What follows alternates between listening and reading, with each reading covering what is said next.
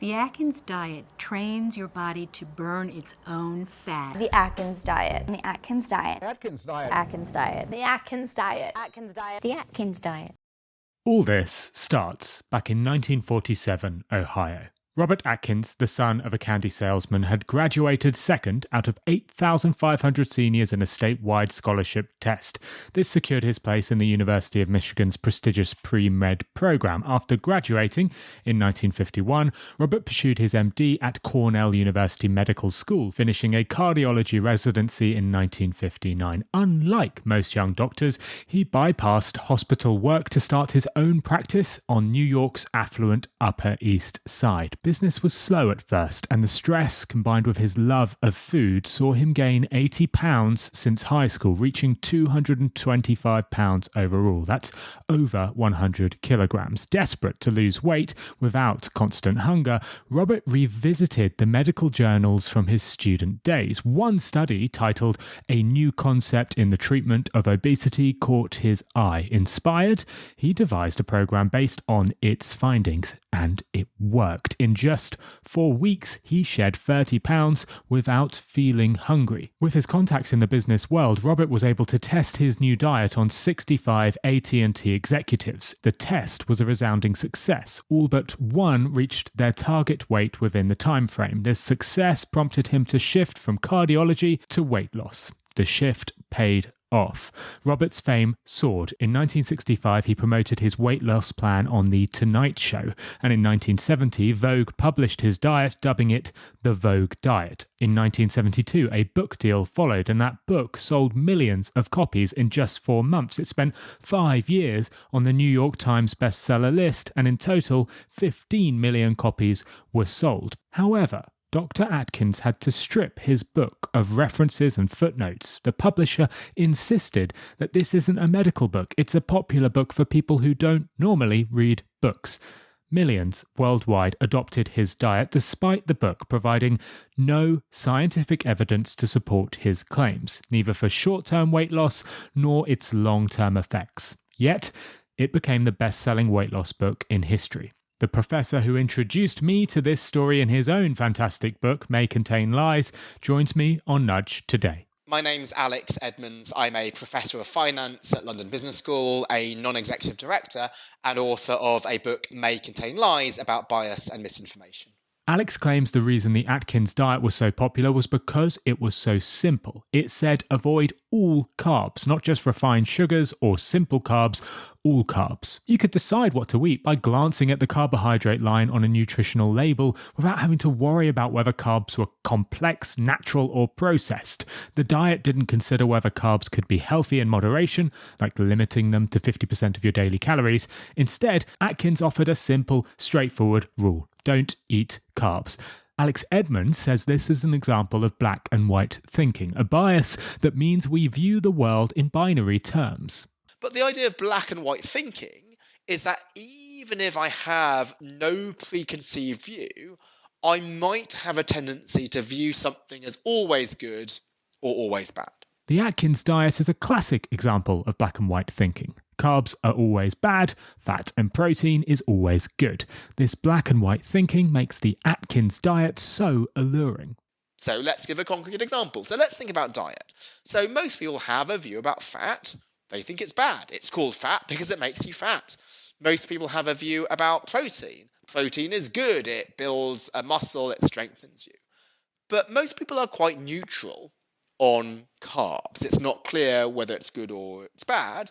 But if you suffer from black and white thinking, you're much more likely to latch onto any study which suggests it's at one extreme or the other. And one such study, or one such piece of advice, was the Atkins diet. So the Atkins diet demonized carbs and says they are all bad. All types of carbs are bad, not just refined sugar, but complex carbs, and at all levels. So he didn't say, well, make sure carbs are no more than 30% of your daily calories. He said just have as few carbs as possible. And so why did that diet become so successful? Because it was so black and white, it was so binary, it was so simplistic, it was easy to implement. So you don't need to understand whether carbs are simple or complex or refined, you just look at the carbs label on a box of food and this tells you whether you should be eating it. And also you don't need to track your daily carb intake and see, am I yet at 30%? You just avoid anything with carbs. But notice, had his advice been completely the opposite, eat as many carbs as possible and not protein and fat, that could have equally been just as successful. Why? Because it's easy to implement. So to write a bestseller, Atkins didn't need to be right, he just needed to be extreme. Now, black and white thinking is alluring, but it's often inaccurate. There is rarely a universal right or wrong answer, especially when it comes to diet. Carbs are a prime example. Based on scientific research, the US National Academy of Medicine recommends that carbs comprise 45% to 65% of your daily calories. Yet the Atkins diet calls for near 0%. A Lancet Public Health meta-analysis studied 15,428 adults aged between 45 and 64. The paper found that a 50-year-old with a carb intake of under 30% has a life expectancy 4 years shorter than one with a carb intake of 50 to 55%. In other words, the Atkins diet appears to reduce life expectancy. A 2001 paper by the American Heart Association found more issues with the Atkins diet. It states how high-protein diets, like the Atkins diet, leads to kidney problems and heart disease due to the saturated fat consumption. It concludes that scientific studies do not demonstrate that high-protein diets without concomitant decreases in calorie intake result in sustained weight loss or improved health. Alex writes how Atkins himself may have fallen victim to his own diet. In April 2002, he suffered a heart attack and spent a week in hospital. Though he recovered, the following year he slipped on an icy pavement, suffered a head injury and fell into a coma, passing away 9 days later. A leaked medical examiner's report mentioned heart disease, which critics linked to his diet. So we like to see something as having only benefits and no costs, or only costs and no benefits. And this was something that happened around the Brexit referendum. And again, let me point the finger at myself. So I was a strong Remainer. I thought that Brexit supporters were racist or xenophobic, or they just didn't understand basic economics. And then when I went to a Brexit talk, I was shocked by how logical I found the arguments. Even though I didn't agree with the conclusions, I could see there was a lot of logic behind what people were saying. But because I'd had such a black and white view on something like Brexit, I thought that this was just only in one direction. And so after my view was moderated, it meant that even though I was disappointed with the referendum result, I certainly wasn't one of the people claiming we need another vote. This result was completely wrong, because even though I personally didn't agree with it, I could at least see reasons for why people would have supported Brexit.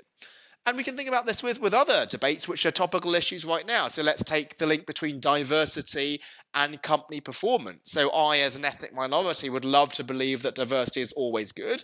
And certainly there are benefits of diversity, right? Diversity leads to a greater range of opinions, and we are able to just have different types of expertise. But this doesn't mean that we want to have maximum diversity, because if people speak different languages, at least figuratively, it's hard for people to actually communicate with each other if their backgrounds are so different. Sometimes we actually just like to hang out with people who are similar to us, who we have common interests. So yes, there can be benefits of diversity, but does that mean we want to have maximally diverse organizations? Companies should force every team to have a broad mix of demographics? Not necessarily. Alex told me there's a fairly simple way to spot black and white thinking. If X clearly led to success, if X were diversity or sustainability or whatever, well, if it was that simple, then any company which was not doing this would be out of business.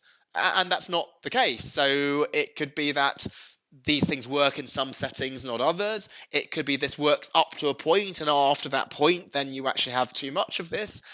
And we see this black and white thinking in, again, so many other areas. Why I use lots of health examples in the book is this relates to us as an individual. So I've talked about health in terms of carbs, but carbs are seen as a bad thing.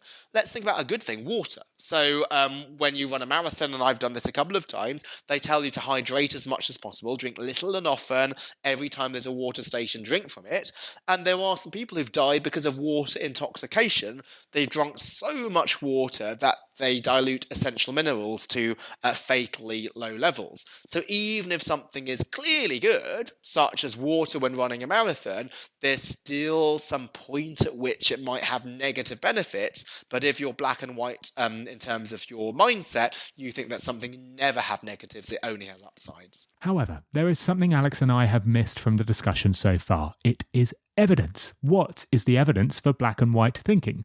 We've debunked the Atkins diet, but how do we know if black and white thinking is real? I asked Alex for proof. Yeah, so there was a study by some psychologists called Edward DeLosh, Jerome Busemeyer and Mark McDaniel. And what they did is they took data on the effect of ingesting some substance on human arousal. So why the study was on human arousal rather than something more mundane is beyond me. But what they did is they took some subjects and they said, here's some data on how much you consume of this substance and how aroused you end up being. And so there were different conditions. So a third of them got data which the relationship was always positive. The more you eat, the more aroused you are. Others got data where the relationship was always negative, where the more you eat, the less aroused you are. And then the third set of people got data which was in two ways. So up to a point, the more you eat, the more aroused you become. And then when you have too much, then the arousal falls down to zero. And so people in the first two conditions were much more able to predict the relationship than the people in the third condition. So we are wired to think in black and white ways. So even if the evidence is clear that it goes in both directions, so the third group saw data suggesting that eating 0 leads to no arousal, eating 100 leads to no arousal, they still had it in mind that the relationship had to be either always positive or always negative, and they had just to figure out which of the two it could be, when in fact the true relationship was it goes up and then after a point it goes down. Black and white thinking leads us to view things as entirely good or entirely bad. Even without a prior opinion, we're drawn towards statements that are extreme or absolute. The Atkins diet played into black and white thinking. It viewed diet in binary terms. That made it simple to follow, attractive to adopt, and even today, millions still followed the diet despite concrete evidence showing it's harmful. And honestly, it's unlikely these dieters will ever change because black and white thinking is something deeply ingrained in all of us. It's tempting to follow, easy to understand, and very hard to ignore. Now, I wouldn't recommend reading Dr. Atkins' Diet Revolution book, but if you are looking for some books to read this year, then do go and download my reading list. I have listed 25 books I recommend you read in 2025, plus 5 to avoid. To download that, just click the link in the description below and download the reading list for free. Cheers.